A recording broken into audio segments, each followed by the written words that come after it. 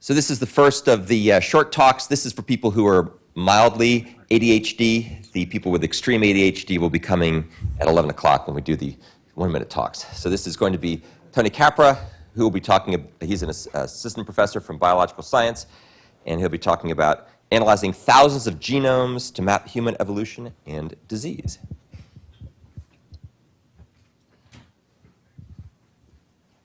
And I'll signal you, Tony, when it's 2 minutes. Right, thank you. So each and every one of us shares our own unique evolutionary history, a history that we inherited from our parents, and their parents, and their parents, and on and on and on back through time. And these unique histories contribute to making us who we are. And so today I'm going to tell you about some work we've been doing to compare tens of thousands of human genomes to one another, and how that's allowed us to map events in our deep evolutionary past and evaluate how they relate to risk for disease in modern human populations. And so to motivate this, I'm going to ask what may seem like kind of a silly question. And that's, how different am I from a Neanderthal? And depending on how well you know me, you may have different answers to that question. But the reason I'm asking you this, or to help you understand why I'm asking you this, I need to give just a very little bit of background about recent human evolution. So anatomically modern humans, the immediate and the most recent ancestors of everyone sitting in this room, evolved in Africa. And they evolved in Africa roughly 250,000 years ago. And then somewhere around 100,000 years ago, small groups of anatomically modern humans began to migrate out of Africa and explore the rest of the globe. And what was amazing to me when I first started learning about this was that our immediate ancestors were not the first human-like forms to do this. There were already other groups, like the Neanderthals, that had evolved in Africa and moved out of Africa hundreds of thousands of years before our immediate ancestors ever did this. And they'd been living in broad ranges across Central Asia and Europe for hundreds of thousands of years. And we know from the archaeological record that modern humans, or anatomically modern humans, our ancestors, and the Neanderthals overlapped in location and overlapped in time. And so there's been, And so, so to give you just a sense of what I'm talking about when I say a Neanderthal, I wanted to give you at least a little intuition about who these guys were. And so on the left is a reconstructed skeleton of a Neanderthal, and on the right is of an anatomically modern human. And you can see there's some differences in the skull and in the rib cage, but overall they're very, very similar. And so as a result, there were questions such as, did Neanderthals and humans ever interact? We know they had the potential, but could they have done it? And by interact, I don't just mean talk about the weather. I mean, did they interact? Did they do it? So, and we really didn't know. And if they did interact, was there any legacy of that in modern populations today? And this had really sort of been the sort of question that you talked about over a beer, because we didn't really have any data that could really speak directly to addressing this question until about 10 years ago, when there were some amazing advances in the ability to extract and sequence DNA from fossils. And this enabled the creation of whole genome sequences from several different Neanderthals. And these are locations where these fossils came from. And this enabled you to sort of start directly looking to see if there was any evidence of Neanderthal DNA remaining in modern populations. And the answer was really striking and really clear, that yes, indeed, Neanderthal DNA does remain in some modern humans. So if you look across diverse modern human populations, what you'll find is that about 1.5% of the genomes of most modern Eurasians is derived from Neanderthal interbreeding. And what's really interesting, though, is that different people may have a different 1.5% in different locations in their genome. It's also interesting because Africans have very little Neanderthal DNA remaining in their genomes. Neanderthals didn't seem to migrate back into Africa very much at all. And Another striking pattern, if you look at where Neanderthal DNA remains in modern human genomes, is that some parts are more likely to retain Neanderthal DNA than others. And so to illustrate this, I'm showing you a little schematic of human chromosome 9 up here. So you can think of this as a long string of millions of A's, T's, C's, and G's that are being represented just by that box. And anywhere there's a blue line, that means that somewhere in some living human, we've observed Neanderthal DNA. And even if you just sort of squint at it, you can see that that distribution is not really random. It seems like there are certain places where no one has ever been observed to have Neanderthal DNA. And there are other places where Neanderthal DNA is very, very frequent. And so this suggests that this Neanderthal DNA potentially had an influence on our ancestors, because it looks like there was selective pressure on keeping it in some places and removing it in other places in our genome. And so to us, this raised a really big question. If that's true, if it mattered, if it was functional, is the bit that remains today functional? Does it have any effect on phenotypes in modern human populations?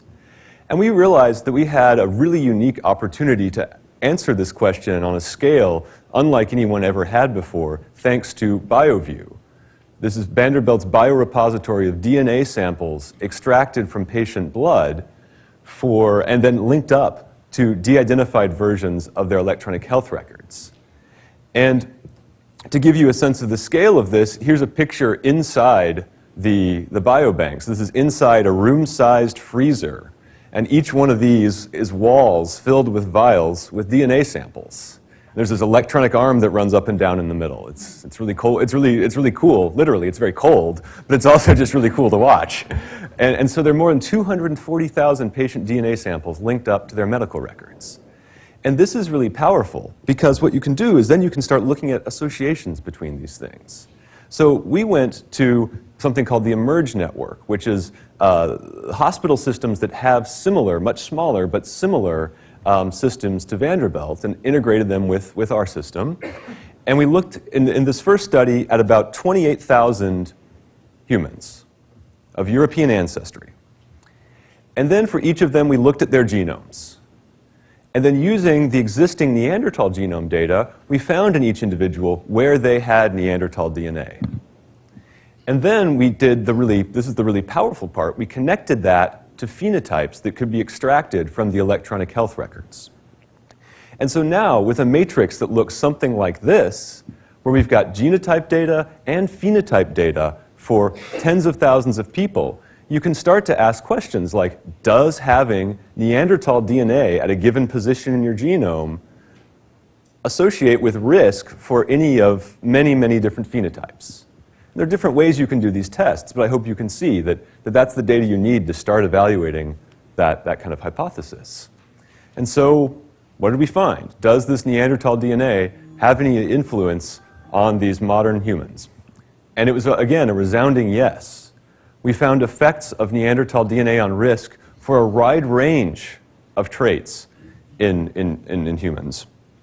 And just to sort of summarize some of the high-level results, we found enrichment for effects on our skin and our hair, enrichment for effects on our immune system, and these were not entirely surprising to us given sort of previous knowledge and hypotheses about the potential benefits of interbreeding with Neanderthals. But what was really surprising to us is we also found lots of effects on risk for neuropsychiatric disease, in particular traits like depression and addiction to tobacco.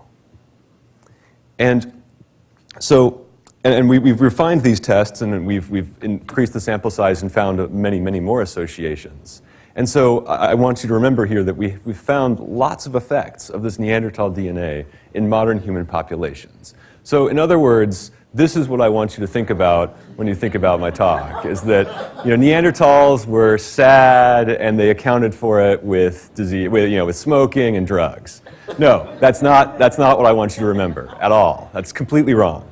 So what I want you to think about here is that these are relatively small risks, small influences on our risk for these very complex diseases. These are diseases where hundreds or even thousands of regions of our genome contribute to risk. And they've contributed, yes, some small fraction.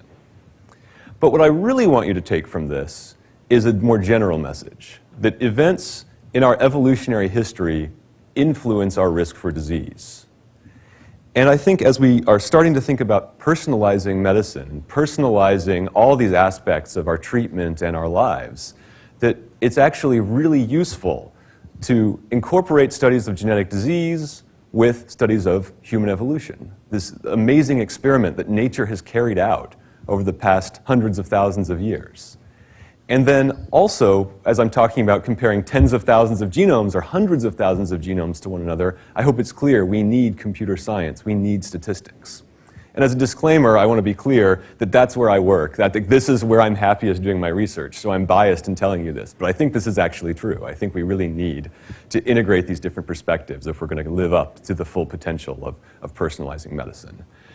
And so I'd hoped to tell you a little bit more about other cool research going on in my lab, but of course there's not time. We're using machine learning to study how genes are regulated in our genome in different cells and how they're dysregulated. We're integrating evolution and structural biology to help interpret patient genomes that are coming from the clinic. So if you're interested in any of those things, please come chat with me later. And I'd like to give a big thanks to Acre. All this work, of course, was done on Acre, and it was great to have that powerful resource. I'd like to thank all of you for coming and listening. I'd like to thank the organizers and the funders, and then, of course, Karine Samanti, the graduate student that did most of the work that I talked about here today. So happy to take any questions. Great. Thanks, Tony. Eugene, do you want to come start setting up while he's... We have time for a question or two, as long as they're short. Yes. Yeah. Yeah, that's a great question. You repeat the question. Oh, did we find any protective effects? So most of the examples I gave you of effects of Neanderthal DNA were negative. And the vast majority we found were negative. There were a handful of protective effects.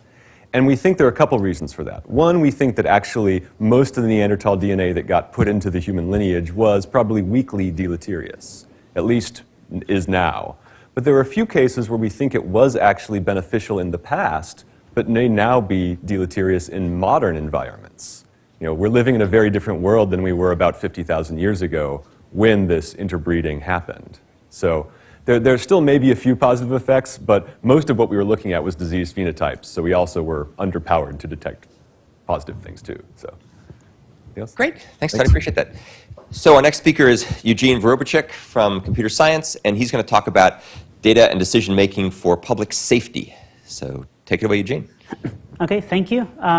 Thanks all for being here. I'll talk about one of the projects that we've been working on with a number of collaborators, including Abhishek Dubey at Vanderbilt, about data analytics and decision support for public safety. Okay, so I assume most of you live in Nashville, and there are good reasons for that. Of course, Nashville is a great place to live. There is the Parthenon, the Opry, the honky-tonks, which I'm sure everybody here has visited. Other benefits of living in any major city, of course, are things like burglaries, armed robberies, and traffic accidents. Okay? So it's this latter set of issues that prompts every major city to have some kind of substantial investment in urban safety infrastructure. And the primary elements of that are controlled by the city are things like fire departments and police departments, of course. So the police departments are in charge of figuring out what to do about crimes in various ways, and the fire departments actually don't just put out fires, as many people may think. Actually, a lot of the primary respondents for traffic accidents are fire departments. Okay, so very, very broadly, okay, these entities are charged with several tasks. And I'm really simplifying it in many ways, but you'll see why this simplification is perhaps compelling. So first of all, the goal is to predict where things are going to happen and when, right? So the where is the spatial predictions, right? At which point in the city are incidents going to happen, be it crimes or traffic accidents, and at which time, right? So certainly this is going to also change with time. But it's just one piece of the puzzle. The other piece of the puzzle would be planning, both short-term and long-term planning. So long-term planning involves deciding where you build your fire stations or your police stations, how you district up the cities, okay? Where you locate the vehicles. Obviously, even given a set of police and fire stations, you can allocate vehicles differently among those stations, depending on what you expect to be the frequency, spatial and temporal frequency of the incidents that you're going to observe. So that's the long-term planning aspect. Okay, there's of course the shorter-term planning aspect, which is you have to, in real time, sort of respond to incidents, right? The incident occurs, which vehicle do I assign to respond to this incident? And that's not trivial either, because you may assign a particular vehicle, and then there might be a bunch of other incidents, and the remaining vehicles are all far away. Okay, so you really have to plan ahead and figure this out. Okay, so this suggests that these three things, the forecasting, the planning, and the dispatch is the third, the real-time decision, they really play together in important ways, and they're interconnected. And we really have to think about them globally. So conventionally, the way people do analytics in this space is by some form of visualization, which provides kind of intuitive, actionable insights to these responders, right? So you'll see a map like this, oftentimes abstracted into what people call hotspots, okay, sort of the red, green, or yellow areas, which indicate which areas are sort of more likely to have activity than other areas. Now, sort of obvious limitation of these kinds of visualizations is that they're purely spatial. Okay, these spatial maps, in fact, presumably vary in time, and in fact, we know they do. Okay, where and relative frequency of things will change depending on whether it's rush hour, for example, okay, or not in terms of traffic accidents. Okay, weather makes a big difference too. Okay, there's, you know, when it's really rainy, not a lot of people want to go and burglarize houses. Okay, so our goals broadly are threefold, corresponding to the three major challenges I outlined for these responders. First of all, to effectively forecast incidents in time and space. Second, to deploy response resources. This is the long-term planning problem. Okay, and third, how do you actually in real time respond to things as they occur? Let me start with the forecasting part. Okay, so our specific techniques that we use are actually adapted from well-understood techniques for risk analysis in different fields called survival analysis. Okay, the beauty of survival analysis is that it allows us, it's a well-understood model of forecasting things in time. The way we make it spatial-temporal is actually as follows. Okay, so we discretize spatial map into a collection of regions. Okay, in addition, we can describe each region by a set of spatial characteristics associated with this region. Example, okay, so certain regions are going to have a preponderance of liquor stores, okay, and pawn shops. And it turns out those things are highly associated with certain kinds of criminal activity, okay? Minimally, you know, drunkenness, for example, when it comes to liquor stores.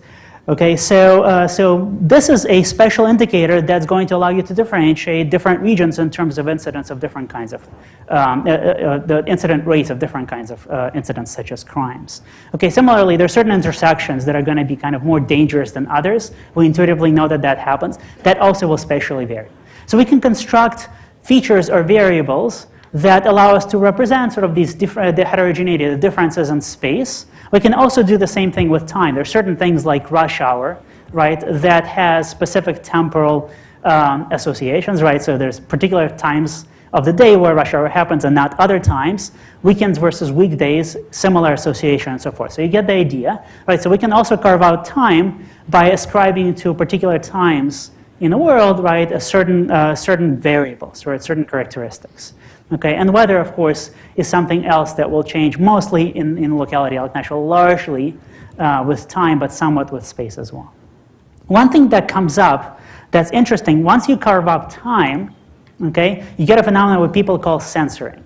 Okay, so what happens? Let's say you have a transition from something like rush hour to past rush hour, something like 6 o'clock, okay, or 5:30, depending on how you carve up time.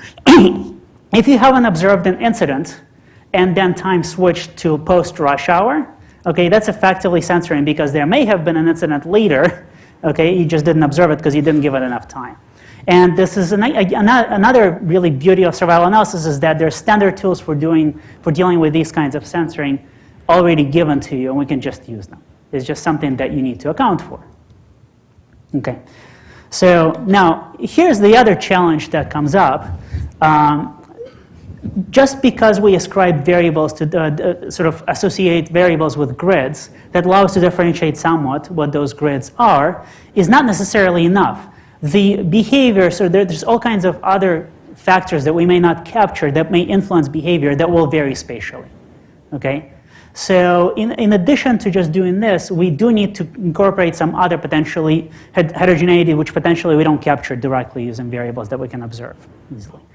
Okay, so in order to deal with this, we use a technique that we developed sort of built on some ideas in prior work called hierarchical clustering. Okay, there's actually a space of techniques called this way, and we just developed one particular instantiation. Okay, the way it works is as follows. So there's a spectrum of things you can do in terms of prediction. On the one hand of the spectrum, what you can do is you can make a single prediction that for every space, that's sort of build a single model for the entire city of Nashville. Okay? On the other end of the spectrum, you can build one model for each discrete locality within Nashville. Okay? So the limitation with the former is that obviously you don't capture these kinds of heterogeneities that you don't see using variables. The issue with the latter is that you typically don't have enough data at the granularity of individual districts, for example. Okay? And so clustering, this hierarchical clustering idea really helps kind of give you the balance. One minute. All right, I better hurry up. Okay, so we did evaluation. I'll show you some plots using burglary data for Nashville. We used a collection of covariates having to do with things like retail shops, as I mentioned, that sell liquor, and homeless shelters and other things that happen to associate with crime, as well as historical weather data that I've mentioned. And sort of the bottom line is that, is that my time? You've got a minute left. Okay. All right, and we show basically that we can actually beat prior approaches both in terms of speed. Actually, it's dramatically faster, and in terms of accuracy. So I'm going to cruise through the other slides, basically suggesting, and you know, I probably don't have time to get into the details anyway, but we use these forecasting approaches to actually do these, develop techniques for operational decisions. For example, this long-term planning problem. How do you allocate? How do you plan for where to build fire stations, as well as the shorter-term planning problem for how do you assign vehicles, for example, responder vehicles to the particular incidents. And with this I close, so this is evaluation. With this I close, we've been working right now on a visualization platform that's going to be open source. And we've been working with fire and the police department in Nashville to try to bring it closer to practice. So this is what it looks like right now. It's including basic techniques such as visualization of actual incidents, as well as these hotspot maps, but also the things that I've mentioned before, such as prediction and planning that we've developed. And I'll just leave this slide up if you have questions. Great. Let's thank Jane. And Stacie, if you can start setting up. Question in the back? Yeah. It seems to me you probably are not measuring crime, you're measuring crime known to police. Oh, that's correct. So Repeat the question, please. we have decades of research which suggests that conditional on a particular crime, the probability of that crime being known to police is highly variable depending on the race of the perpetrator. And my question is, are you doing any conditioning to correct for that bias, or are you allowing that bias to propagate into your estimates? And my second question then is, where's your IRB? Does the IRB assess the high probability of amplifying racial disparities in policing if you use this technique? Is that part of your university ethical review? Because that seems to be crucial. You could make the problem worse by implementing this technology, and we know that predictive policing technology in other places has made the problem worse. So what are you doing to mitigate that? That's a good question. It's probably going to take me half an hour to answer it at the level of depth that it warrants. Let me just say a few things. So because our focus is on response, everything else we do, I mean, just sort of think of the big picture from our perspective, is not in terms of, so it's purely in terms of responding to incidents. And actually, our primary work right now is not even with police, but with the fire department. So, and worrying about traffic accidents, where these issues are sort of not nearly as salient as the issues with police. But again, sort of our plan is, or our major goal is about how do you allocate vehicles that are ready then to respond to incidents. So it's entirely focused rather than on on things like, arresting people before something happens. But purely on responding to crime and really helping the victims rather than dealing with the perpetrators. I mean, we leave this much more complicated issue mostly unsolved. Great. Well, thank we you. can talk offline. I think it's kind of a better conversation to have in more depth offline. Great. Thanks, Eugene. Appreciate that. So our next speaker is Stacie Dusetzina, who is an associate professor of health policy, and she will be giving us the next 10 minutes of talk. Great, thank you. So it's great to be here. It's so exciting to see so many people interested in data science here. I am new to Vanderbilt as of the beginning of this year. So today I'm talking about using large data for population health services and policy research. And there are a couple of really key reasons to be thinking about doing this. One is that we typically have data readily accessible for population health services research and understanding how medications or health services are being used by individuals. We can measure key clinical outcomes on the large scale. So a lot of times people, when we're thinking about health services, and you talk to an individual physician, they're thinking about how they practice or how their peers practice, but you can get a sense of how health services are delivered across the nation or in larger groups. And it helps to inform policymakers when you get these big picture views of what's going on. I often like to talk about data sources that are publicly available because I like to share information about sources that you too could go and download and use in your research. And so today I'm going to talk about a study where we've used two publicly available data sources that you can download and play around with yourself, which are two that I really enjoy. The first is open payments data. Open payments data was put in place through a transparency initiative through the Affordable Care Act. The idea was to start to document how your physician has financial relationships with pharmaceutical companies and the pharmaceutical industry. So these relationships can be payments made for consulting, for speaker fees, for research, and for meals. But basically, how that relationship is working between your doctor and a company. And if you're interested in this, you could actually go to the website and put your doctor's name in and see how many companies they receive payments from and what those payments were for. So the other information that I like to use that's publicly available is the Medicare Part D prescriber file. So I'm a pharmacoepidemiologist by training. I study how medications are used in the population. And Medicare Part D is the large payer for prescription drugs for older adults in the United States. So when you're 65 years and older, you're eligible to buy into the Medicare Part D program. And about 75% of people over that age group who are in Medicare have a Part D plan.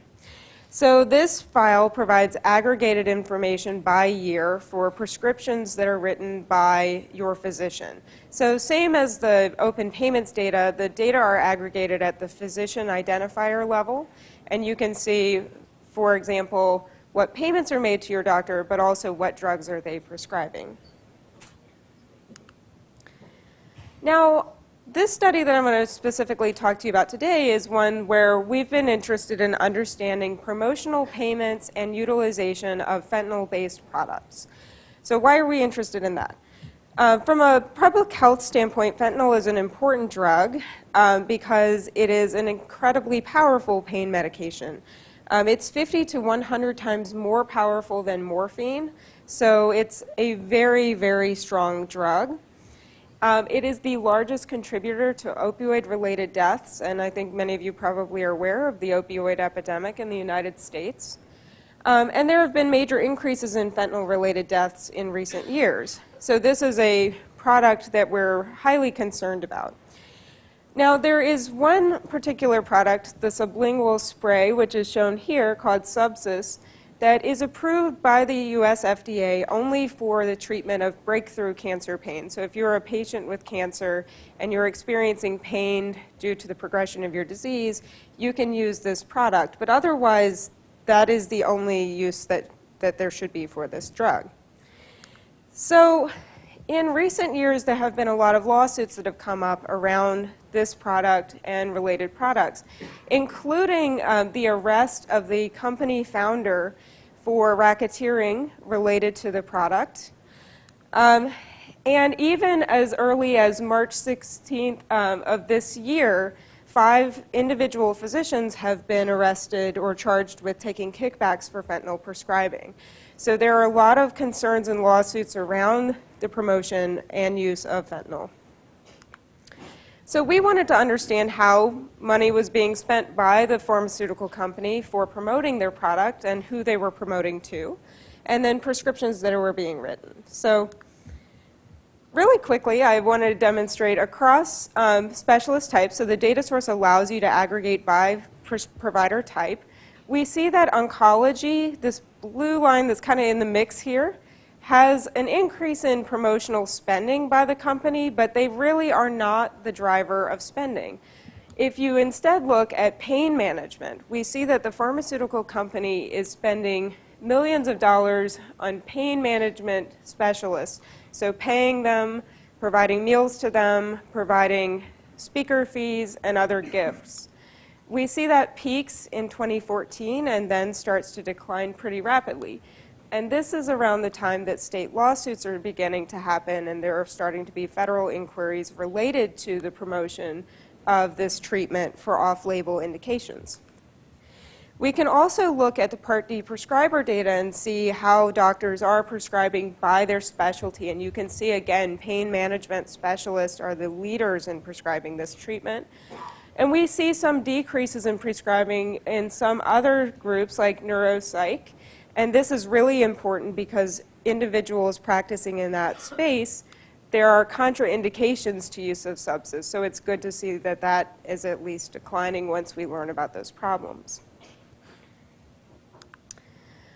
So how does this help with policy? One of the things that we feel is really important in how this paper can contribute is thinking about how off-label promotion is currently happening or has been happening in the past in a setting where we know that the labeled indications are narrow.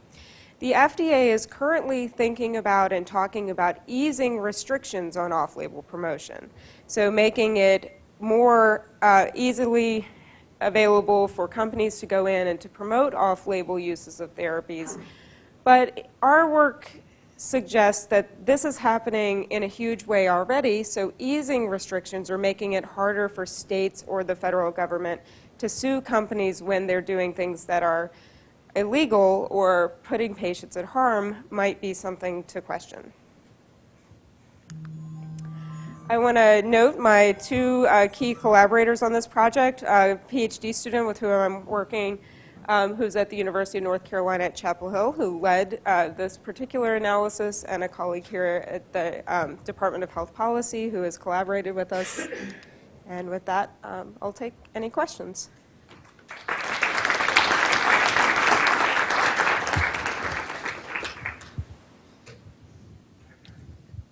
Questions for Stacie? Question in the back. This is kind of a policy question, but with the Affordable Care Act, when they made reporting necessary, are there additional laws that are against promoting fentanyl, for example? So there are not any specifically. So, and I think that one of the things that's interesting is that this is part of the Affordable Care Act and transparency initiatives. I've been personally a little concerned that this might go away because it's been pretty unpopular with physicians and with the pharmaceutical industry. But no, so far there haven't been any additional increased pushes towards making things less accessible. So off-label promotion is actually, they're talking about easing restrictions rather than tightening them, which is a little bit alarming. Great. Any other questions for Stacie? Thank you. Thank you very much. Appreciate that. So our next speaker is going to be Noam Lupu, who is an associate professor of political science here at Vanderbilt, and he will be talking about affluence and congruence. Take it away, Noam. Thank you. I'm going to talk about some research, part of a much broader project, but this piece of it is with Zach Warner, who's a graduate student of mine from back at the University of Wisconsin. The question we want to ask is a pretty major question in political science. Do elected representatives actually reflect the preferences of citizens? And you're all going to chuckle because you're all cynics. And if not, in what particular ways, right? And this partly comes from a line of recent research, some of which I've been involved with, that has documented a pretty consistent bias in US politics in that the policy outcomes that we get tend to be those that are favored by the very rich portions of the electorate. So the question we want to ask in this particular study is whether that bias for the rich is something that's specific to the United States. You might think so, particularly because a lot of the studies that have documented this pattern in the US have ascribed it to the fact that our campaigns are extremely expensive and as we know, the vast majority of money donated to political campaigns comes from the top, in fact, 1% of the income distribution. So you might think that the US would be exceptional. In most of the rest of the world, campaigns are not nearly as expensive, and certainly in most of Western Europe, actually, campaigns are financed by the public. And if the US is not exceptional, then we'd want to sort of try to think about why there's a bias. So what we're going to do in this particular study is we're going to look at congruence, which in political science is typically thought of as do the representatives that we elect look like the electorate. So here I'm going to be comparing information that we have about elected representatives from surveys that they responded to information that we have about the public from surveys that the mass public responded to. We know that the ways that elected representatives respond to these surveys actually correlate with their behavior. And that is especially true when they are less constrained by their parties. So things like introducing bills or speaking on the floor of the legislature and things like that. And of course, there are lots of reasons to think that congruence itself matters. There's obviously lots of research in political science on what's known as descriptive representation, having women legislators, having legislators from minority backgrounds. Those things matter in and of themselves, even if you don't think that they're related to actual policy outcomes. But of course, they are related to policy outcomes as well. So we collected every available survey of elected representatives around the world that asked a question that asked them to place themselves on an ideological left-right dimension, usually a scale from 1 to 10. We matched that to mass surveys that asked similar questions, asked the electorate to place themselves on a left-right scale, again from 1 to 10 in the same country and in the same year. So we have 77,000 responses from elected representatives and nearly 4 million responses from the public. That covers 556 country years, about 50 countries in 30 years. So while we talk about this as all the available data that we have in the world, it is mostly Europe, Western and Eastern Europe, and Latin America, where these surveys happen to have been conducted. Now, in order to sort of figure out the distance between the distribution of preferences in the electorate or positions in the electorate and the distribution of preferences or positions among elected representatives in the national legislature, we're going to construct a dyad. So every mass respondent is going to be matched to every single elected representative in that country in that year. Right? And so now we have a data set with 65 million observations, which of course causes all sorts of difficulties. But luckily we have ACRE, and well, we've had some issues there too, but we're trying to, these things take a very long time to, these models take a very long time to converge. We also construct sort of aggregated measures of distance, and we use, some of you may be familiar with the Earth mover's distance, and we've done some work on that type of measure before. And then for each of our mass respondents, we sort of compute where they are in terms of wealth, in quintiles, in the either income or sort of asset wealth distribution. So here's what we find, and what you're looking at is sort of, if we look across percentiles of affluence in the mass electorate, how much, what is the distance between the 20th percentile and their elected representatives, and what's the distance between the 80th percentile and the same elected representatives, right, in the same country, in the same year. And what you can see is that the poor are further away than the rich are to their elected representatives, about 15% further away. So if you're at the 20th percentile in terms of affluence, you can expect to be sort of 15% further away from your elected representatives in terms of left-right preferences, on average around the world, right? Now there are issues with left-right measures. They collapse a lot of things. These days, just about everything in US politics seems to be either this or that sort of story, but in many countries, left and right don't include a lot of other issues. And in addition, people, particularly in other countries, have a hard time placing themselves in a left-right dimension. The terminology is just not as widely used, and so in our mass surveys, there's high levels, about a third of respondents often don't answer that question. So we might want to get something a little bit more finer grain. We don't have that in all of our surveys. But the Latin American Public Opinion Project here in the Political Science Department that I helped to run has teamed up with some folks at the University of Salamanca to ask more specific questions across some waves. And what you'll see is within that sort of just Latin American sample, we find sort of the same left-right bias. The poor are further away from their representatives than the rich. When we look at sort of more specific economic policy questions, you see the same sort of pattern. But when we ask people about same-sex marriage, actually the poor are much closer to their elected representatives than the rich. And that's because elected representatives are more conservative on both of these dimensions, and the poor tend to be more liberal on economic issues, more conservative on social issues like same-sex marriage.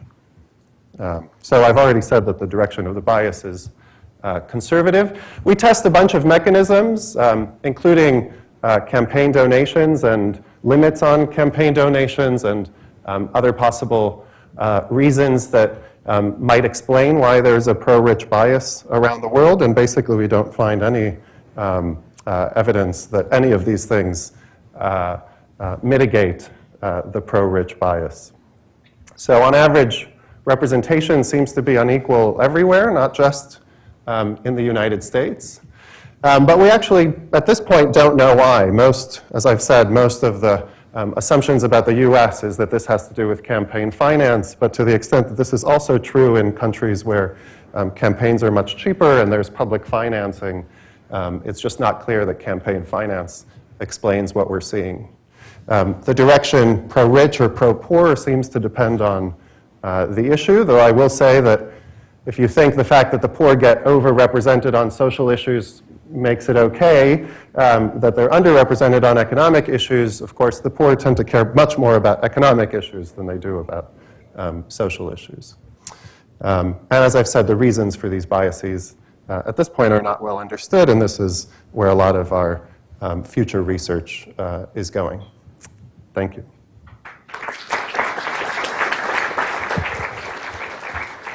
We'll take questions in a second. Looks like our speakers are already coming down. Perfect. Any questions for Noam? Yes, sir. Did you look at the affluence of the politicians relative to the population they're representing, like vaccines, things like that? Repeat the question, please.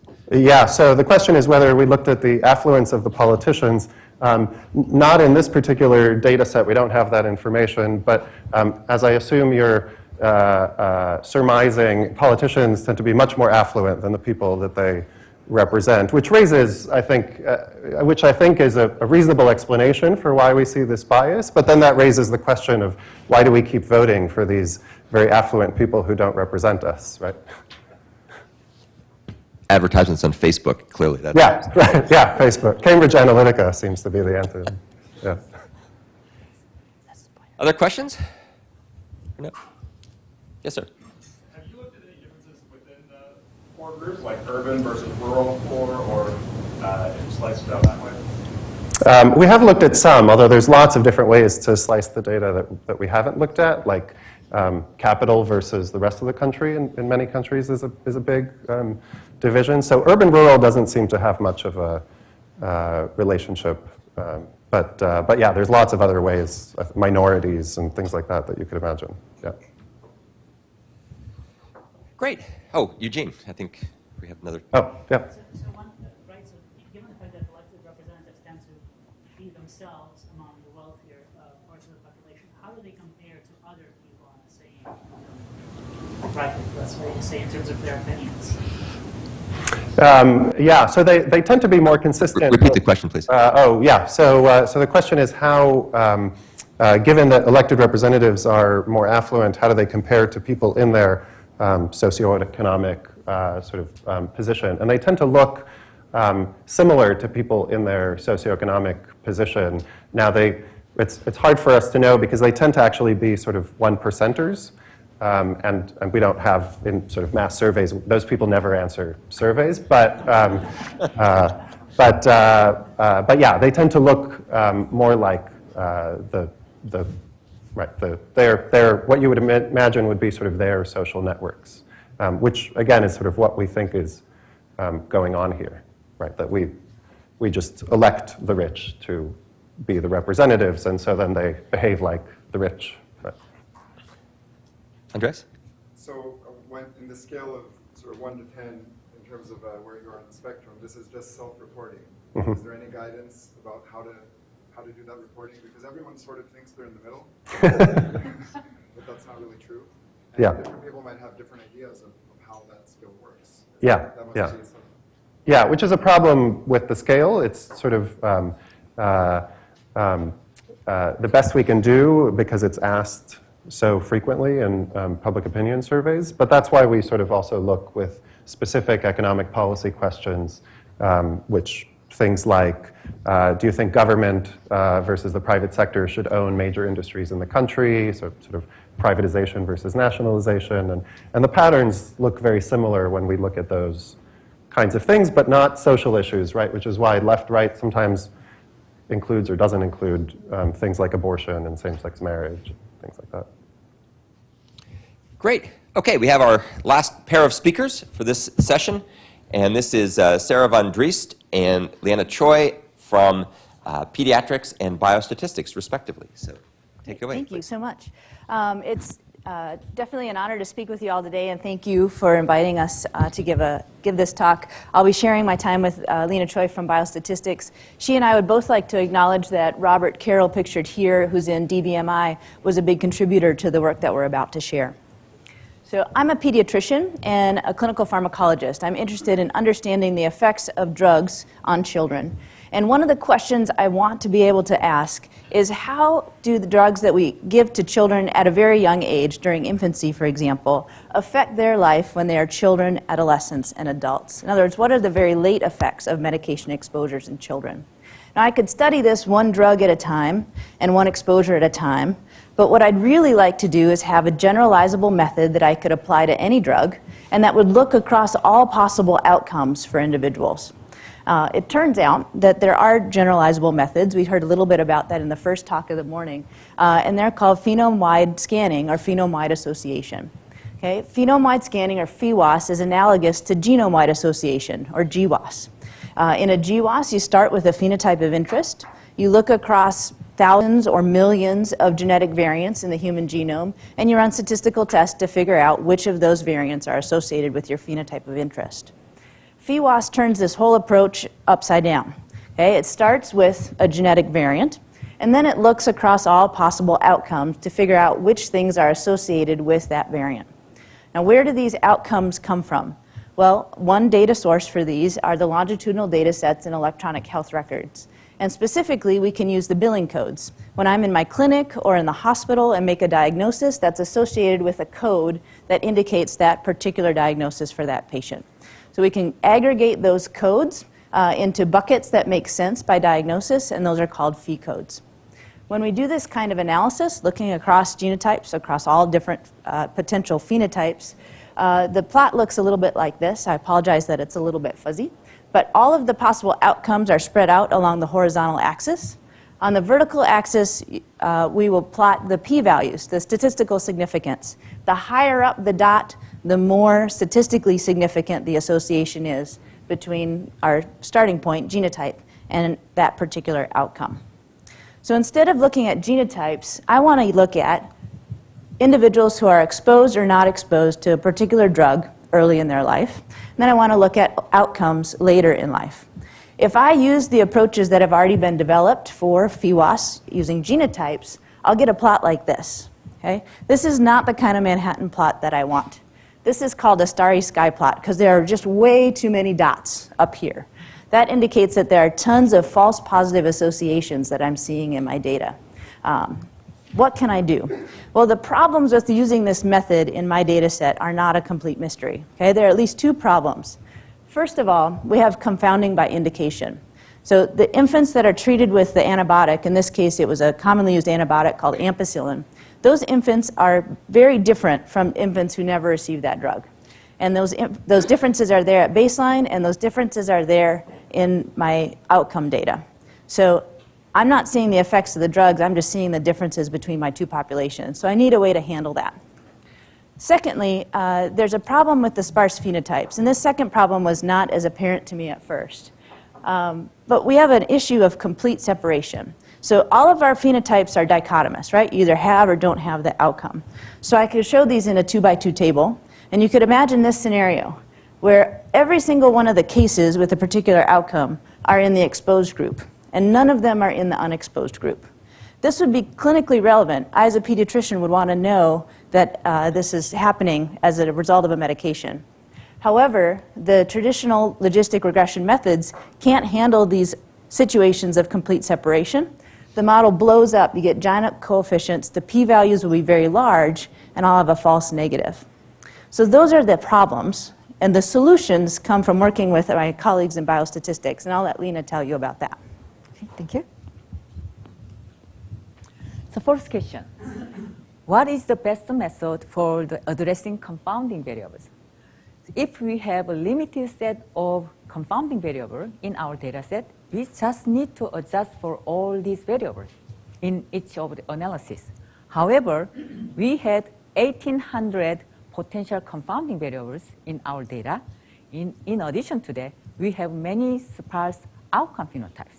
So it's not feasible to use logistic regression to look at the association between drug exposure and many of outcome phenotypes. In this setting, propensity score method could be useful. Propensity score means the probability of being exposed. If we adjust for the probability of being exposed, we might be able to adjust for systemic difference between drug exposure group and unexposed group. There are several propensity score methods available. Propensity score matching and propensity score adjustments are two most commonly used methods. However, what is a better method to apply to our data set? So we performed simulation studies to compare these two methods in terms of power and type 1 error rate. Power and type 1 error rates are probably most important property to evaluate any testing procedure. We performed a simulation study, and we simulated 1,000 data sets by mimicking case frequency for outcome phenotypes, and many of them are very sparse. We assumed 3 underlying scenarios. First, null hypothesis means there is no association between drug exposure and any of outcome phenotypes. And we also assumed 2 alternative hypotheses with moderate and strong association effect. So from null hypothesis, we can evaluate type 1 error rate, and from 2 alternative hypotheses, we can evaluate power for each of these methods. This is a simulation result, and the blue columns are for the propensity score PS matching analysis, and the pink color is for PS adjustment method. we matched one exposed infant to one unexposed infant up to 4 unexposed infants because we have way more control or unexposed infants in our data set.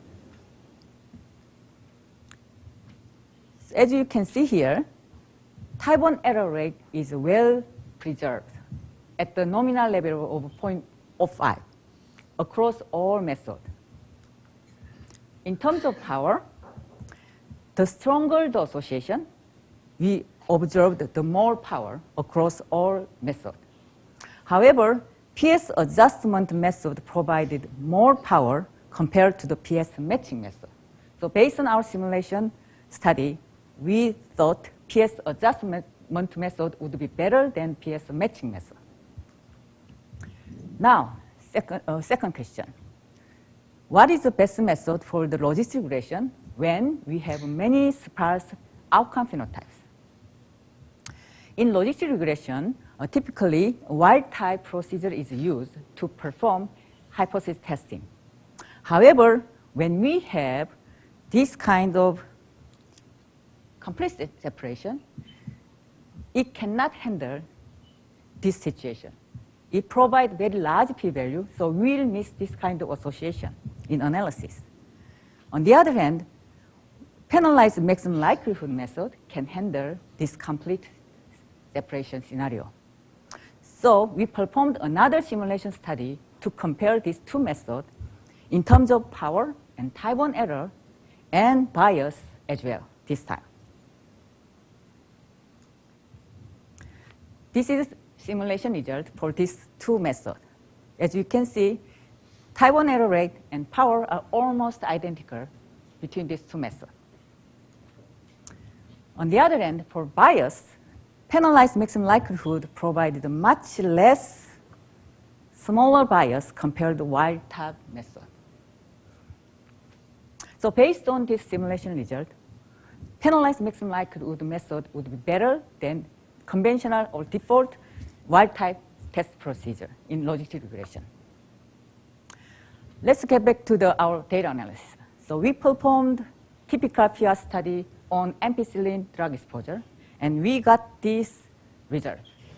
A lot of association for many phenotypes, which is not, of course, reasonable, and it's not really feasible.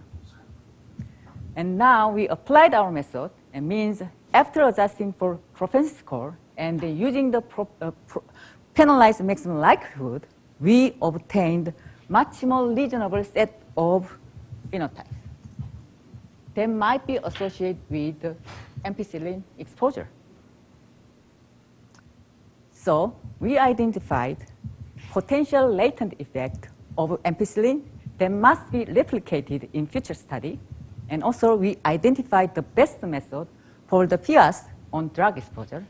So based on our simulation study, we suggest using the PS adjustment method over PS matching method, and also using the penalized maximum likelihood method in logistic regression. So even if we have very big data, simulation study can be very useful to determine appropriate method that can be applicable to your data in your hand. Thank you very much.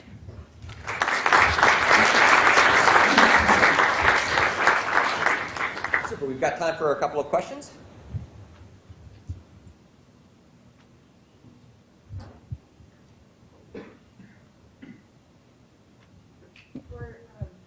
For your adjustment with the propensity score, you included it in the regression only, or did you think about trying weighting by the propensity score? We also, used the inverse weighting method as well. It did not really work well, even worse than the propensity matching method. So that's why we did not include here. Yeah.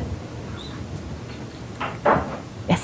Do you think it would be beneficial to expand this sort of simulation-based approach, more broadly than into cases we don't have as complex a confounder structure? Would it still be beneficial? Yes, of course, yes, yeah. Yeah. And is there an easy way to make that happen on a broader scale? What do you mean broader scale? Well, like if I'm some idiot who doesn't know how to do the statistics, could I, have a package that does these? Oh yeah, sure. Actually, we actually, Being some idiot. yeah, we actually wrote the manuscript and it just accepted to bioinformatics journal.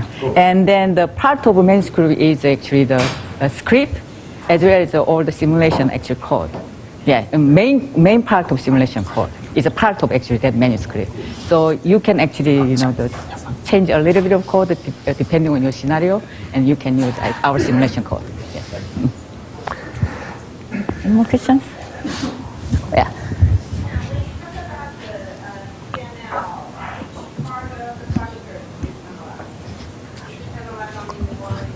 We use just first method. First, actually propose one over penalized method, and we just applied. Repeat the question. Tell me. Please repeat the question. Her question is when we use penalized likelihood method, which method we use in terms of penalization. And then there are several methods for penalization, but we use just the first method. And then the R package is available to use this first method. Only got 30 seconds left. We start next section. Start next section 11. Any quick question? If not, Doc, what's beautiful? You control that right. It's just Look at that, right on the money. I'm a real-time researcher. Anybody follow you to church got a fresh.